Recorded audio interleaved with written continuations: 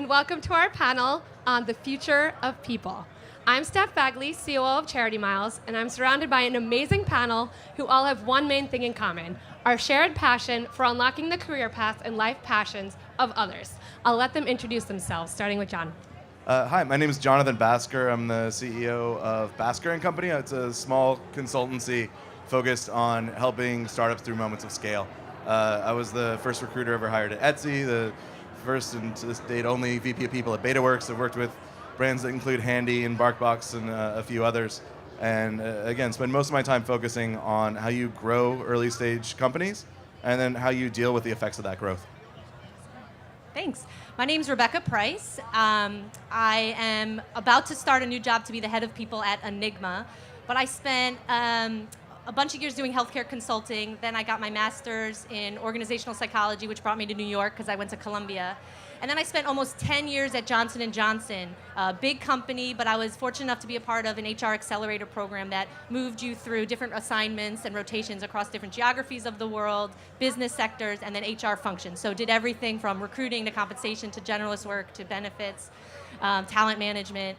And about, I would say 3 years ago, I was on maternity leave with my second daughter, and I felt like I wanted to go to a company where I could have a bigger impact and really feel like I could see the results of my everyday.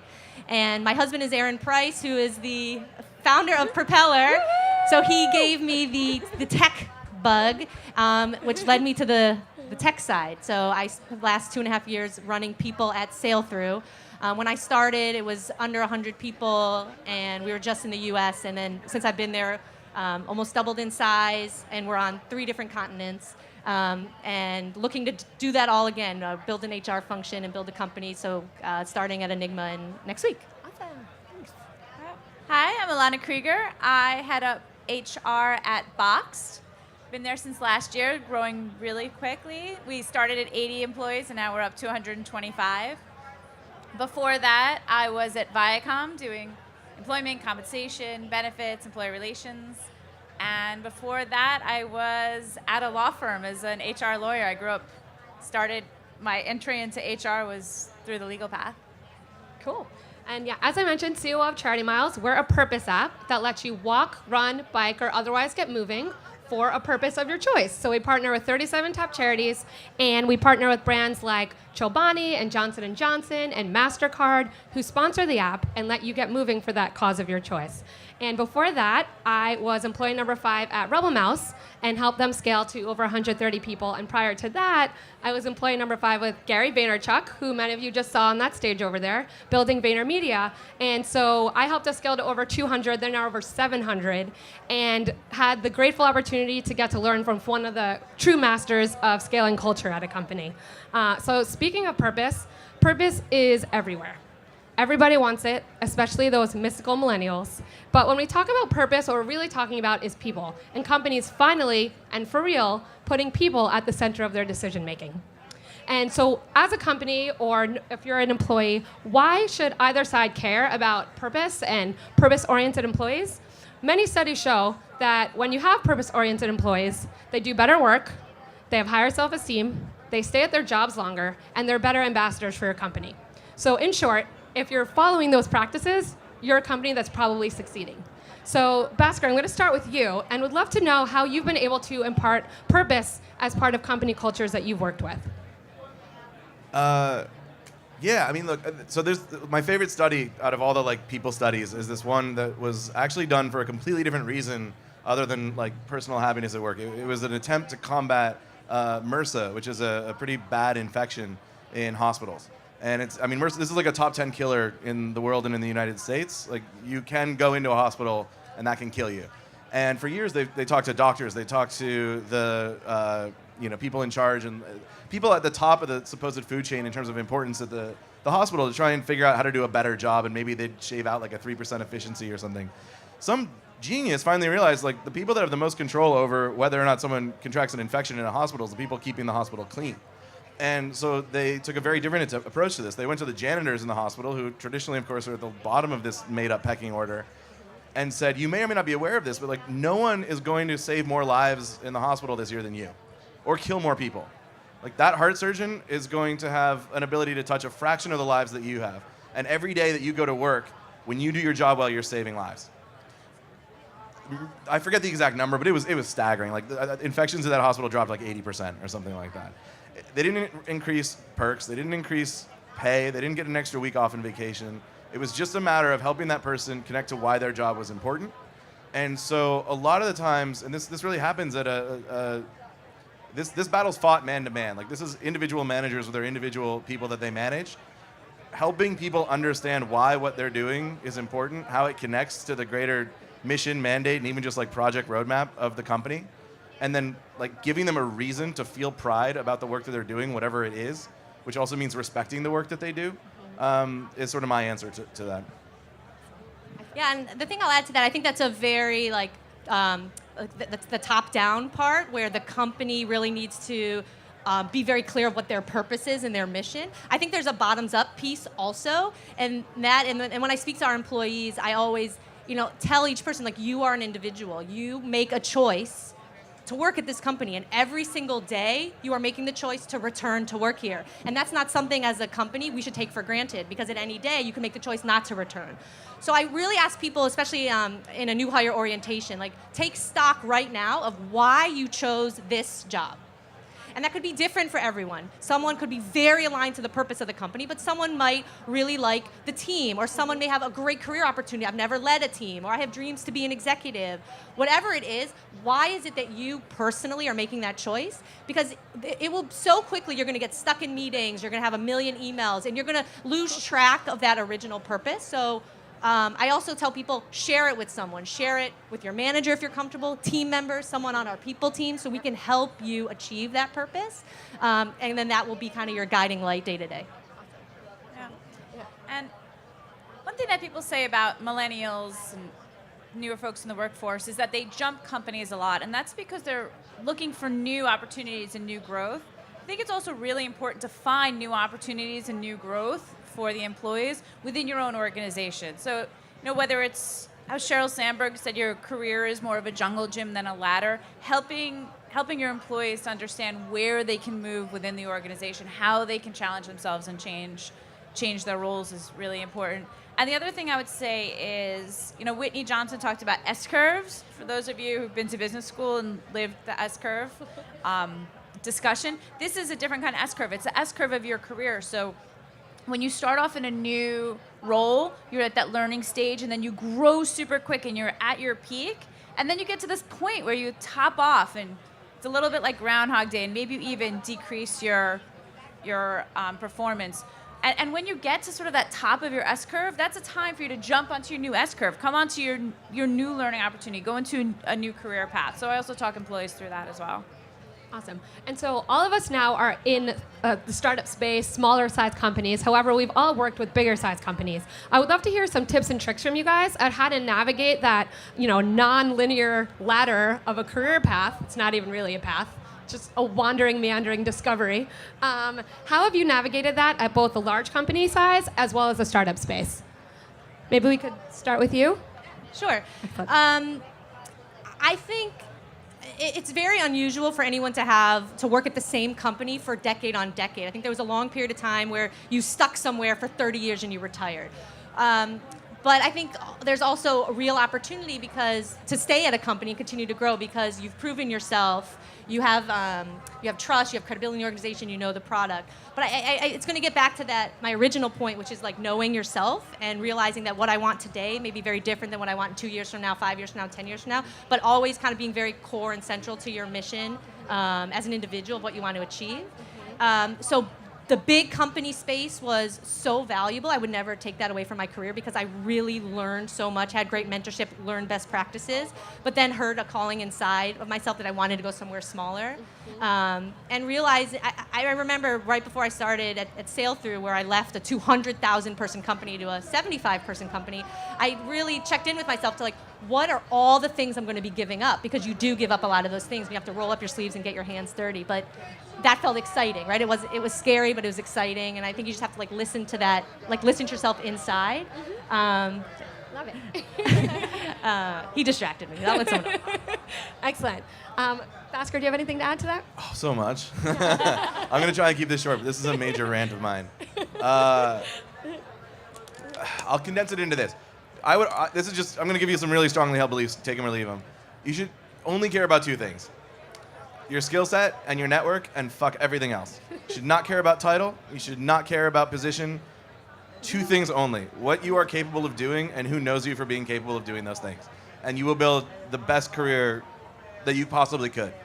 And I can drill in a little bit on those. I mean, I think for younger people, and this is a nice mix actually, but like I regularly end up at these coffee meetings with like 23 to 25-year-olds that are trying to figure out what to do with their life. If anyone out there is that age, I would argue there's almost no way you could possibly know. Like, I certainly could have at that age. Like, I'm 35 now, and I feel like I'm just starting, maybe, to have enough life experience to have context and, like, information and data that I can use to understand what I'm good at and what I'm bad at. And I've fucked up some really big things, and it hurt a lot, but it told me, like, don't stop going over there. Over there is pain and death and misery, but over here is like really good. You're good over here. Stay over here. I didn't know that when I was 22. That's how I got over there in the first place. So like Gary said this, I'm gonna rip him off like 30 minutes ago, but yeah, your early 20s are a great time to go be really, really exploratory and be rambunctious and a little bit crazy with like what you go off and try. Like, be audacious. But if you're past that age, it doesn't mean you have to stop. I mean, I once went to a doctor who was probably 62 years old, and I was like, oh, how long have you been practicing medicine? He's like, oh, 4 years. He decided in his 50s he wanted to be a doctor. Like, it's not too late. So I think what you're saying is absolutely right. Like, figure out what you're great at, and then once you do have a sense, just focus there and ignore everything else. Everything else is a hobby. Everything else is something you're going to do in your leisure time. And make sure that you are building a network of people you authentically connect with that you want in your life more. Don't keep people around that you don't want to actually spend time with, that know what you're great at. And they will start coming to you. And then sorry, I'm taking up a lot of time on this. No. The last little piece of this rant is like, anyone that ever comes to you for help them to the greatest extent that you can. Become known as someone who is a beneficial person to reach out to when you need something. And if it doesn't have to be you, like if someone comes to you and says, hey, like, I need some help and I know Steph is the person to help, connect that person with Steph. Which is why it's important that you actually like these people, because if you build a network of people that aren't going to like each other, you can't connect them together. So that's how you build the network, right? Just try and be as helpful as possible. Give it all away as often as you can. Don't worry about what you're going to get back later. Someday, when you have that authentic connection with someone, you're going to have a chip to cash. And know what you're great at and focus there. And that's my long, ranty answer to building a career. Amen to that.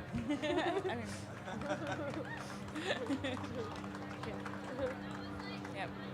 And the only other thing I'll add, when you're thinking about your career, is also, especially for those working at small companies, there's so much need. So don't get bogged down in, I was hired to do X, I have these blinders on and I'm doing X.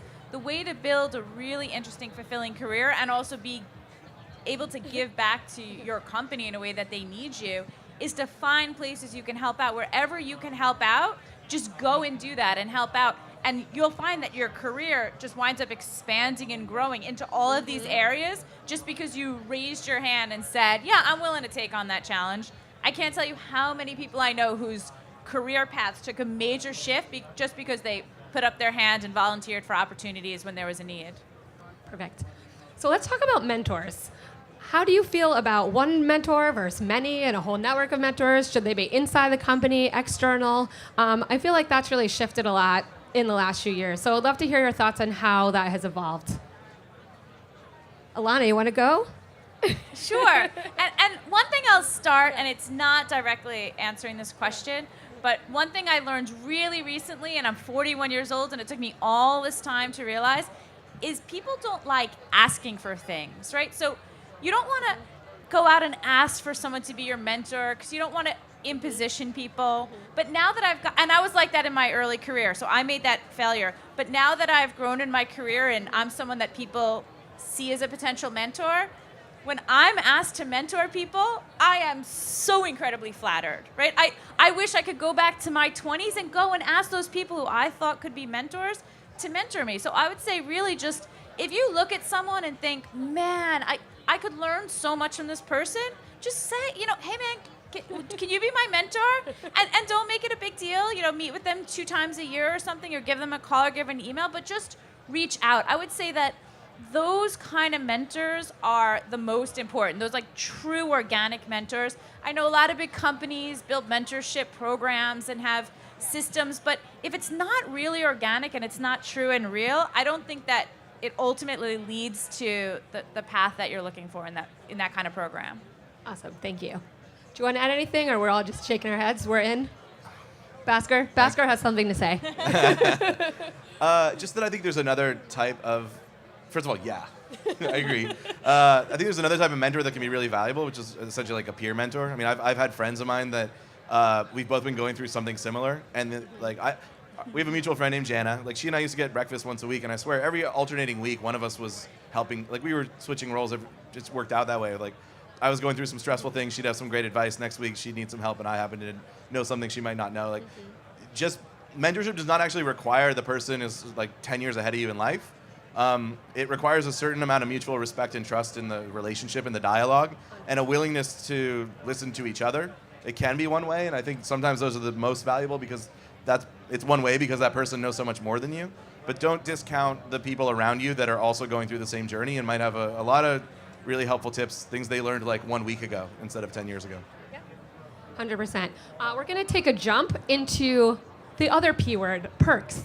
That is a huge topic these days as things are shifting from things like, all day, every day open bars, catered lunch, ball pits, ping pong tables, into more experiential perks when you're talking about things that companies use to both recruit and retain employees and maintain employee happiness. So we've had a discussion about some interesting ones this week. I'd actually love to start with Alana because her company Box has introduced some pretty groundbreaking perks. So we can start with you and then move through some thoughts on that. Yeah.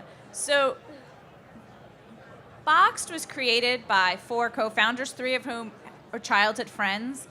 And a lot of companies say, oh, we're a family, but it's really at the core of Box hiring. We have a lot of people who are literally family. And so our CEO, Che Huang, has this view that he needs to take care of his employees as if they were family. So if you think, what would I do if my brother worked here so I could support him? And he's gone through that process and thinking about company perks. So we have things that are incredibly unusual. Last year, he announced that he would pay for the college tuition for all employees' children. That comes out of his own pocket. That's not even a company plan, but 100%. We have somebody who just started last year who has twin girls going off to college in September, and our CEO is paying for it. And then just a couple of days ago, he announced that he is going to pay for the weddings of all the employees up to $20,000. Yeah. And that just, we've got about 3 people getting married next month. So if anybody has children who are going to college and getting married, you can give me your resume. I like to take a different route on this topic, which is, I think the difference between culture and perks is really important. I think it's getting mixed up, and the words are starting to be used synonymously. Perks are something that are really easy to implement. They just cost money. And culture is something that's free, but really hard to build. And sometimes when people say, describe your culture, they'll be like, we have happy hours, and we have offsites, and we have free lunches. Like, that's actually not your culture. Those are your perks. And so when you're thinking about building your companies, I would really think deliberately about that those 2 things are separate. Culture is ingrained. It starts from day one. There are these organic cultural artifacts that are long-lasting from the moment you come up with an idea that will always be a part of your company. On perks, I've been a part of companies where really expensive, thoughtful perks were introduced very early. If they're not sustainable, it's really hard because when you take them away, that becomes part of your culture, right? That perk got taken away. So now it becomes the culture of taking something away. So I would be really thoughtful about what you introduce and realize that that's going to become a part of the employee experience and probably a permanent part of the employee experience. Yeah, awesome. Have anything to add? Oh, Yeah, I mean, I'm always fond of saying, like, whatever people become accustomed to, they'll quickly start to feel entitled to, which is just, I agree with what you're saying. And the only other thing I'll say is if you do want to implement some of these programs, I would, especially if you're a smaller company and your budget is smaller, think about maybe just doing all this as one-off. Like, people will get more delight out of an unexpected $5 bowl of ice cream than out of a recurring ice cream bar that's there all the time. There's a woman named Tanya Luna who wrote this book and has a TED Talk on, like, surprise and delight. It's worth looking up. But that concept, I think, is an important one when it comes to perks. The unexpected benefit has way more benefit to you as a leader than the expected one that people see coming. So we're just about wrapped up here today, but before we run out of time, we'd love to cover one last thought with you guys. We've gone through a lot of changes, a lot of shifts. Where is the puck going, and where do you see the future of people in 5 years? Bhaskar, can we jump in with you? Robots. I'm going to keep this short. I feel like I'm Robots. spoken enough. I think this trend towards decentralized work and more flexible work, like less full-time traditional employment, is going to continue, which I think means both in terms of like organizational design and software, we're going to see a lot more. We're going to see a better toolkit for distributed, flexible working. Yeah, I think as work and life become so blended with so many tools, I think people really kind of unlocking their value system within organizations is going to be really important, and for companies to really be thoughtful around values being a strategic driver. Yeah. I agree with what both of the panelists said. I think it's there. We hear talk about the gig economy with respect to Uber, but and those kind of companies, but I think it's really much broader, and the future of work is going to be less having one full-time job that you go to 9 to 5, and it's going to look more like staffing agencies and 1099s and being an Uber driver and really just building a career in different ways. Awesome. Well, thank you so much, Alana, Rebecca, and Jonathan. And thank you so much to our audience. We appreciate you joining us today. Thank you.